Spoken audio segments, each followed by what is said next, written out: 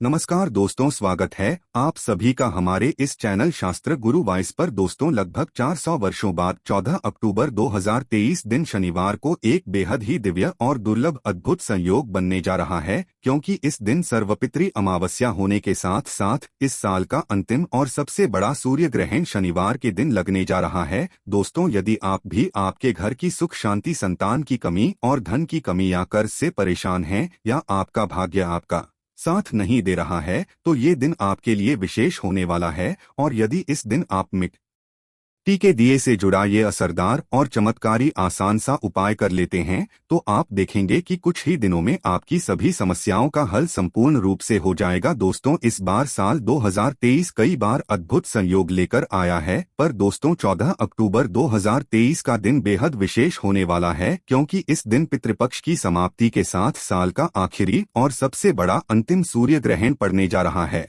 और इस दिन सर्वपित्री अमावस्या होने के साथ साथ शनिवार का दिन भी पड़ रहा है, इसलिए इसको शनिश्चरी अमावस्या के नाम से भी जाना जाता है। इसलिए दोस्तों, इतने सारे दिव्य और दुर्लभ संयोग में इस दिन यदि आप मिट्टी का एक दिया घर के इस कोने में जला देते हैं, तो आपको धनवान मालामाल होने से कोई नहीं रोक सकता। और यदि आप पर किसी भी प्रकार का कोई भी दोष है, संकट है, वह भी इस उपाय से दूर हो जाएगा। इसलिए दोस्तों, वीडियो को आखिर तक जरूर देखें। और दोस्तों, यदि आप भी अपने जीवन में महादेव की कृपा पाना चाहते हैं और सूर्यदेव का आशीर्वाद पाना चाहते हैं, तो वीडियो के कमेंट में हर हर महादेव लिखना ना भूलें। और यदि आपने अभी तक चैनल को सब्सक्राइब नहीं किया है, तो चैनल को जरूर सब्सक्राइब कर ले। दोस्तों, सर्वपित्री अमावस्या 14 अक्टूबर दिन शनिवार को रात 9:50 से प्रारंभ होने वाला है, और इस स्थिति की समाप्ति 14 अक्टूबर दिन शनिवार को रात 11:24 पर होगी। दोस्तों, 14 अक्टूबर को सर्वपित्री अमावस्या के दिन पितरों के श्राद्ध का समय सुबह 11:44 से प्रारंभ, जो दोपहर 3:35 तक रहेगा। दोस्तों, अब बात करें इस दिन पड़ने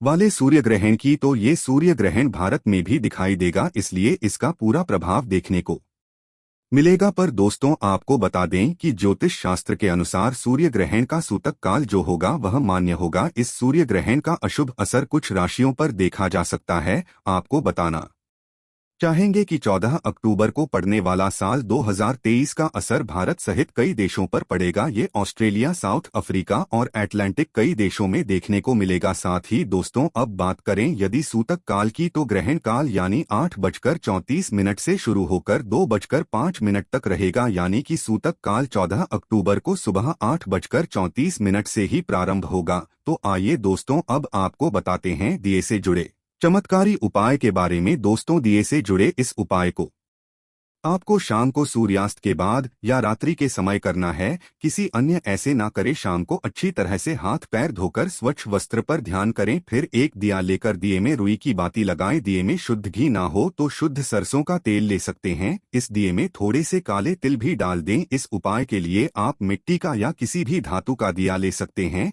या फिर आटे का दीपक भी बना सकते हैं। आटे में थोड़ा सा साफ जल मिलाकर बिना नमक के आटा गूंद कर इसे बनाएं।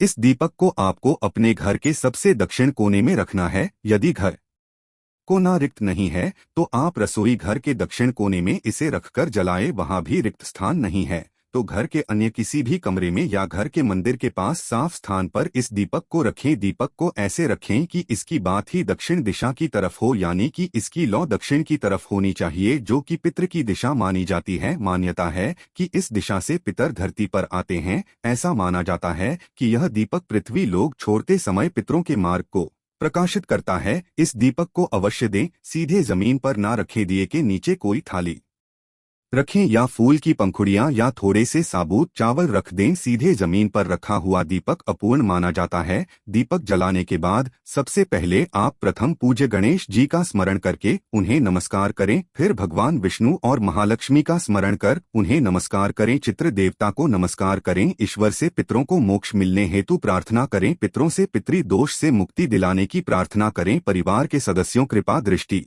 रखने की प्रार्थना करें। फिर विष्णु जी के द्वादश मंत्र ओम नमो भगवते वासुदेवाय का 11 बार जाप करें। पितृ देवता के मंत्र का 108 बार जाप करें। मंत्र है ओम पितृ देवता ए नमक। किसी भी माला पर इस मंत्र का जाप कर सकते हैं। माला नहीं है तो चावल की या मिश्री के दाने पर गिनकर भी आप इस मंत्र का जाप कर सकते हैं। विशेष ध्यान इस बात का रखें कि मंत्र का जाप आपको दक्षिण दिशा की तरफ मुंह करके ही करना है। सर्वपितृ अमावस्या पर दक्षिण दिशा में इस प्रकार दीपक जलाने से और मंत्र का जाप करने से पितृ देवता खुशी खुशी तृप्त होकर अपने धाम वापस चले जाते। उनकी कृपा से पितृ दोष पितृ आशीर्वाद में बदल जाता है।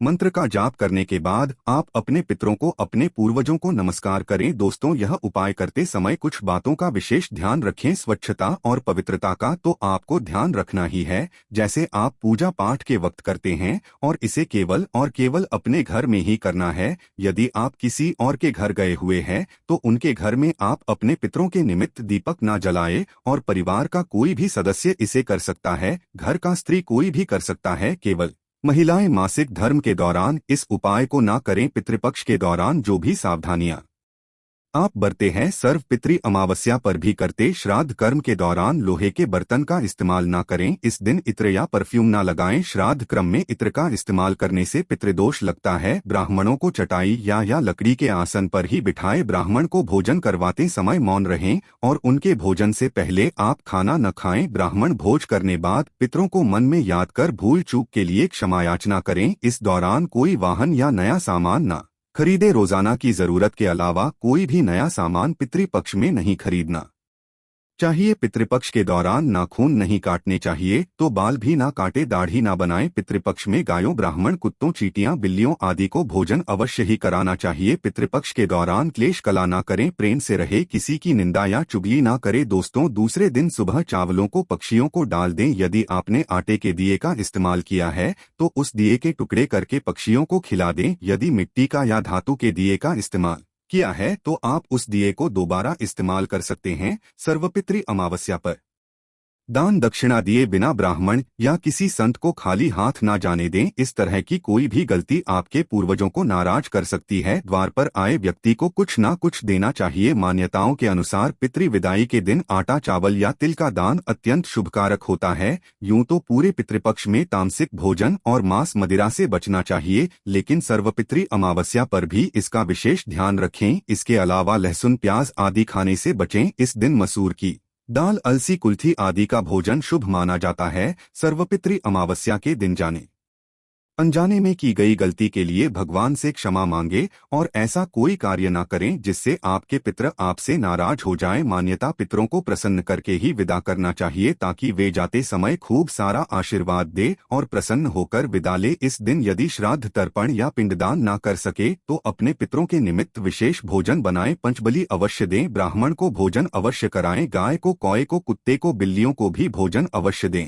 इस दिन गाय को हरा चारा या घास खिलाएं। गाय को चारा देने से भी पितरों को संतुष्टि मिलती है। तो साल का आखिरी मौका है, पितरों की विदा समय ये उपाय करके उन्हें खुशी खुशी विदा करें और अपने जीवन से दुख कष्टों को हमेशा के लिए दूर करें। कमेंट बॉक्स में जय पितृ देवता लिखना ना भूलें। तो आइए दोस्तों, अब आपको सुनाते हैं सर्वपितृ अमावस्या की कथा, जिसको सुनने मात्र से आपकी हर इच्छा पूरी हो जाएगी। पुराने समय में अग्निस्वाद और वरिष्ठ पद नाम के पितृदेव थे। उनकी मानस कन्या थी अक्षोदा। क्षुधा ने अश्विन मास की अमावस्या पर पितरों को प्रसन्न करने के लिए तप किया था। तपस्या से प्रसन्न कर सभी पितृदेवता अक्षदा के सामने प्रकट हुए। उस समय अक्षता का पूरा ध्यान एक तेजस्वी पितृ अमावस्या की ओर ही था और वह उन्हें निहारती रही। उसने अमावस्या से कहा, वरदान में आप मुझे स्वीकार है, मैं आपका संग चाहती हूँ। अक्षता की यह बात सुनकर सभी पितृदेवता क्रोधित हो गए। उन्होंने उसे श्राप दिया कि वह पितृलोक से पृथ्वीलोक जाएगी। यह सुनकर क्षरधा को अपनी गलती का एहसास हुआ और वह क्षमा याचना करने लगी। तब पितृ ने उससे कहा कि